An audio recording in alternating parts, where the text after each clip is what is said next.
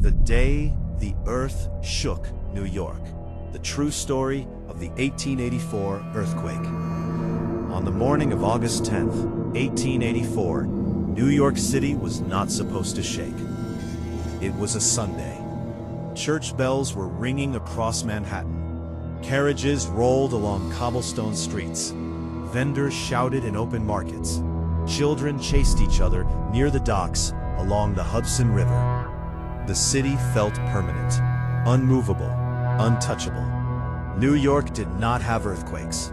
That was something that happened in far-off California, in exotic lands, in places where the earth was restless. But not here. Not in the heart of America's greatest city. At 2:07 in the afternoon, that belief shattered.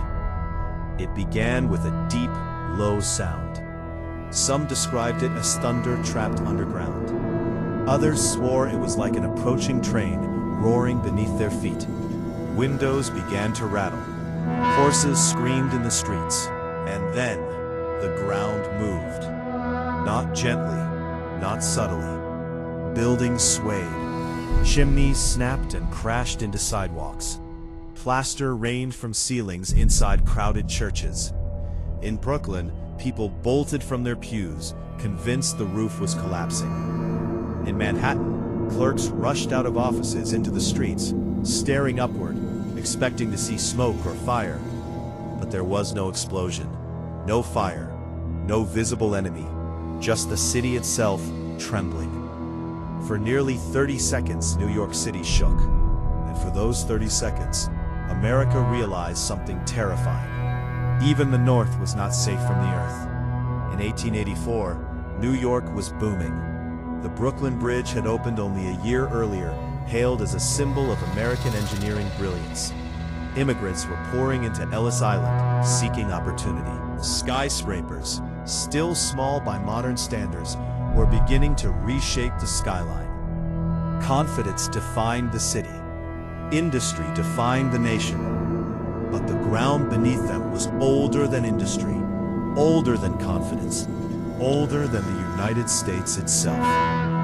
The earthquake's epicenter was later traced to an area near New York City and Newark, along ancient fault lines buried deep beneath the Northeast. Fault lines no one had taken seriously, because in the public imagination, the East Coast was stable, solid, reliable. Geologists would later estimate the quake at around magnitude 5.2 to 5.5. Powerful enough to cause serious damage in a city unprepared for seismic shock. And New York was completely unprepared. In lower Manhattan, walls cracked open like paper. At City Hall, chandeliers swung wildly. One official reportedly shouted that Confederate saboteurs had detonated dynamite beneath the city. In 1884, fear traveled faster than facts. Rumors spread within minutes. The Brooklyn Bridge was collapsing. The harbor had exploded. The Navy Yard was under attack. Church congregations poured into streets mid-sermon. Horses broke free from reins and bolted through traffic. In boarding houses, dishes shattered across kitchen floors.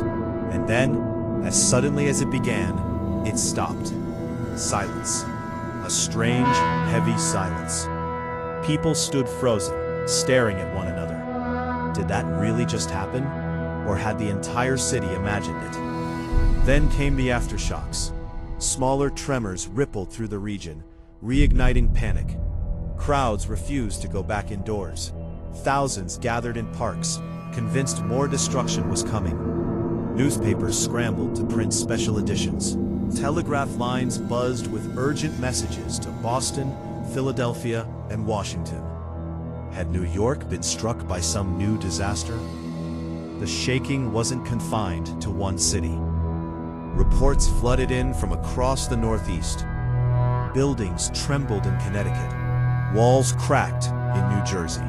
In parts of Pennsylvania, residents ran into fields, believing Judgment Day had arrived.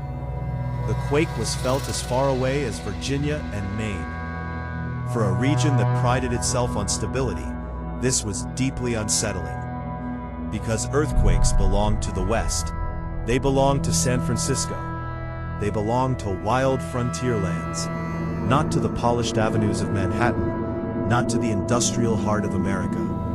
And yet, the Earth did not care about reputation. In Brooklyn, one of the most dramatic moments unfolded inside a packed church near the East River. Midway through a hymn, the building began to sway. At first, parishioners assumed it was wind. Then the stained glass windows shattered.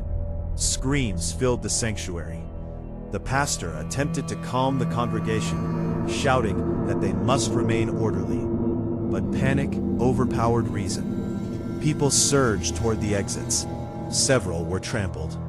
Miraculously, no one died, but dozens were injured in the chaos.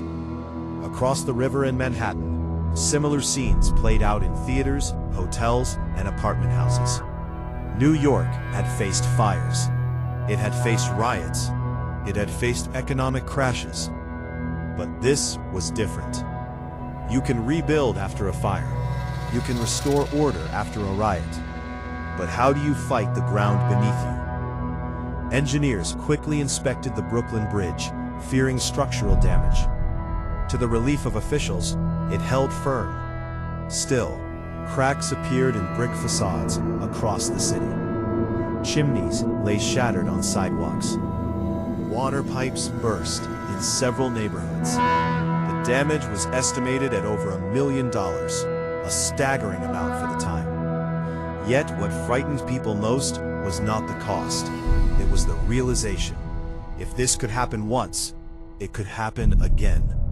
Scientists of the era struggled to explain the quake. Seismology was still a young science. Instruments were crude. The concept of tectonic plates had not yet been fully understood. Some blamed underground gas explosions. Others speculated about volcanic forces deep beneath the Atlantic. A few religious leaders declared it divine warning. But gradually, geologists identified ancient fault lines running beneath the northeastern United States, remnants of a violent geological past stretching back hundreds of millions of years. The East Coast, though quieter than California, was not immune. It was simply sleeping. And on August 10th, 1884, it had stirred. For weeks afterward, New Yorkers slept lightly. Every rumble of a carriage sounded suspicious. Every slammed door felt ominous. Newspapers printed guides on what to do if the earth shook again. Architects began quietly discussing stronger building techniques. Though building codes would not dramatically change overnight, awareness had shifted. The illusion of invincibility was gone. In hindsight, the 1884 earthquake did not destroy New York. It did not level neighborhoods. It did not kill hundreds. But it changed something less visible. It cracked certainty. The idea that some places were immune to nature's violence faded. And that realization would echo decades later.